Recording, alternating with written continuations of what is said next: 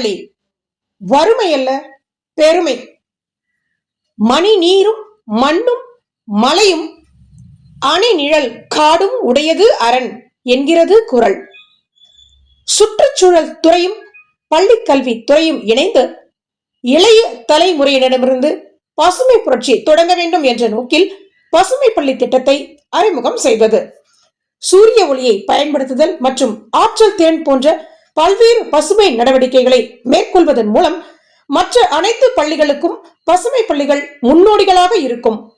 சூரிய சக்தி மூலம் மின்சார உற்பத்தி, வளாகத்திற்குள் சிறிய காடுகளை உருவாக்குதல், நிலத்தின் தன்மைக்கேற்ப காய்கறி தோட்டம், மூலிகை தோட்டம், மண்புழு உரம் தயாரித்தல் போன்றவற்றை அமைத்தல், கழிவுகளை பிரித்தல் மற்றும் உரம் தயாரித்தல், மழைநீர் சேகரிப்பு மற்றும் நீர் மறுசுழற்சி போன்றவை பசுமைப்படுத்துதல் முயற்சிகளுக்கான ஒருங்கிணைந்த மேலாண்மை திட்டத்தை தயாரித்தல், சுற்றுச்சூழலுக்கு தீங்கி விளைவிக்காமல் தற்போதைய தலைமுறையின் தேவைகளை நிறைவேற்றவும் எதிர்கால சந்ததிகளின் ஆரோக்கியம் மற்றும் நல்வாழ்வை உறுதி செய்து தன்னிறைவு தேவைகளை அடைவதும் இதன் நோக்கங்களாகும்.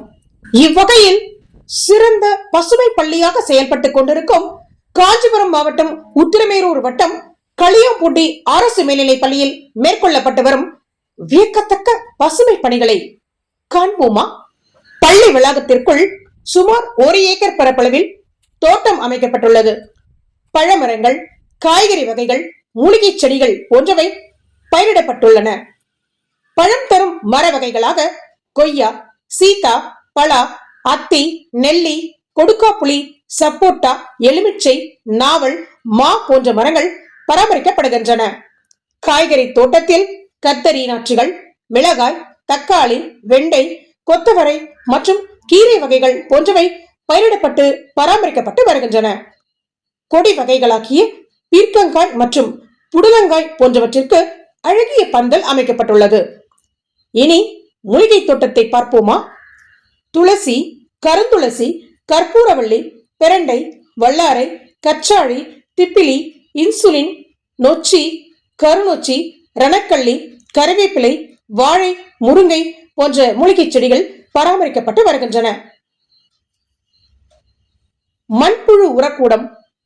தோட்டத்தில் உள்ள பயிர்களுக்கு தேவையான மண்புழு உரங்கள் தயாரிப்பதற்கான மண்புழு உரக்கூடம் பள்ளி வளாகத்திலேயே 10க்கு 2 என்ற அளவில் அமைக்கப்பட்டுள்ளது. பசுமை பள்ளியின் தோட்டத்தில் தோட்டப் பணிகளை கவனிக்க தோட்டக்காரர் நியமனம் செய்யப்பட்டிருந்தாலும் தோட்டப் பணிகளில் மாணவர்கள் விருப்பத்துடன் ஈடுபட்டு வருகிறார்கள்.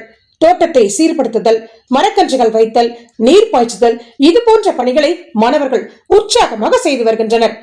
மாணவர்களின் மனச்சோர்விற்கு இது ஒரு மாற்று மருந்தாக இருப்பதாக அவர்கள் தெரிவிக்கின்றனர். விவசாய பிரிவு மாணவர்களுக்கும் இது மிகவும் பயனுள்ள வகையில் அமைந்துள்ளது.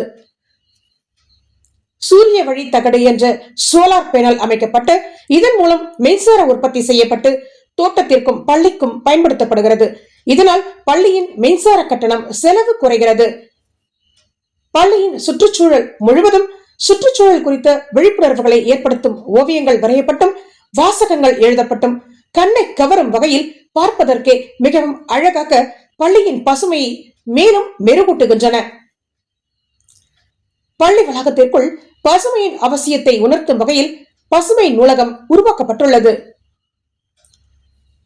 பசுமை புரட்சியின் அவசியத்தை எடுத்துரைக்கும் வகையில் விழிப்புணர்வு நிகழ்வுகளாக காகித பை தயாரித்தல், சுற்றுச்சூழல் தின கொண்டாட்டம், உலக தண்ணீர் தினம், உலக ஓசோன் தினம் போன்ற தினங்களை கொண்டாடப்படுவதன் மூலம் சுற்றுச்சூழல் குறித்த விழிப்புணர்வு கருத்துக்கள் வழங்கப்படுகின்றன.